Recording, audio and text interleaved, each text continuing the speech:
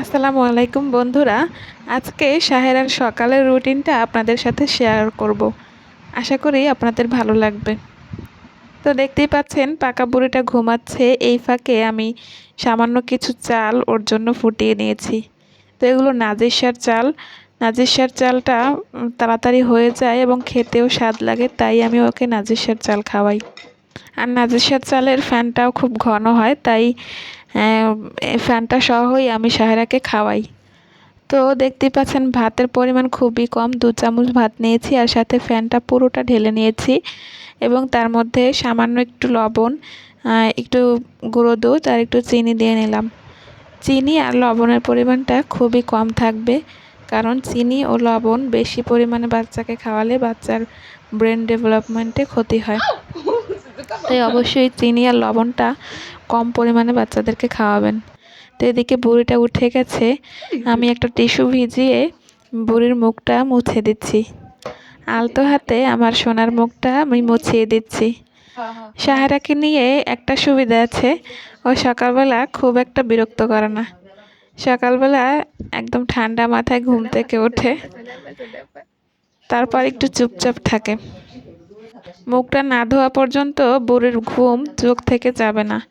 তাই ঘুম থেকে ওঠার সাথে সাথেই আমি ওর চোখ দুটো ভালো করে মুছিয়ে দিয়েছি।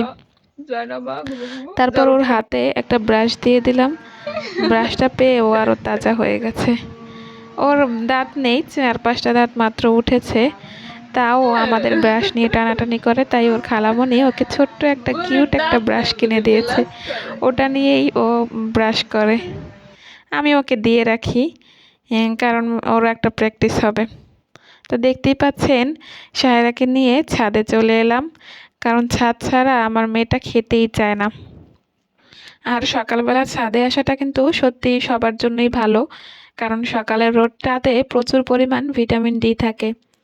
আর ভিটামিন ডি বাচ্চাদের হাড়গুলোকে শক্ত করতে সাহায্য করে। তাই অবশ্যই বাচ্চাকে চেষ্টা করবেন সকালের রোদটা গায়ে মাখানোর। সকালের রোদটা বাচ্চাদের জন্য সত্যিই অনেক ভালো। আর আমাদের বড় মানুষের জন্য সকালের রোদ খুবই উপকারী। সকালের রোদে অতিবেগুনি রশ্মি থাকে না, তাই শরীরের ভিটামিন ডি এর অভাব থাকলে ওটা কাভার হয়ে যায়।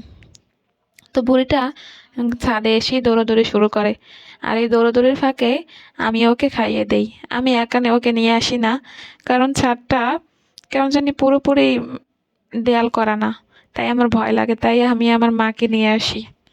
2-3 জন লাগে ওর। তো ছাদে একটা বিড়াল দেখে ও তো খুব খুশি, বিড়ালের সাথে খেলা করছে। আজকে খেলার মতো কেউ নেই, শুধু ওর নানু আছে আর আমি আছি, তাই ও বিড়ালটা দেখে খুবই খুশি হয়েছে। ভিডিওতে এত উপকার অপকারের কথা বলি বলে ভাববেন না যে এই আপুটা শুধু এসব কথাই বলে। আসলে এখনকার যুগে এমন একটা যুগে আমরা বসবাস করছি যে ঘরে ঘরে মানুষ অসুস্থ হয়ে পড়ছে।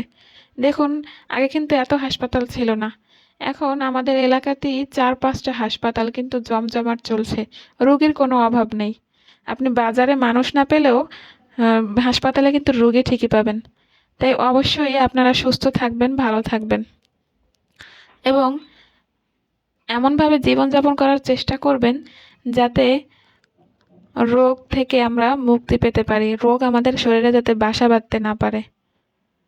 আশা করি আপনারা আল্লাহর রহমতে অনেক ভালো থাকবেন। আজকের ভিডিওটি এ পর্যন্তই। এরকম আরও নতুন নতুন ভিডিও পেতে চ্যানেলটি সাবস্ক্রাইব করার অনুরোধ রইল। আল্লাহ হাফেজ।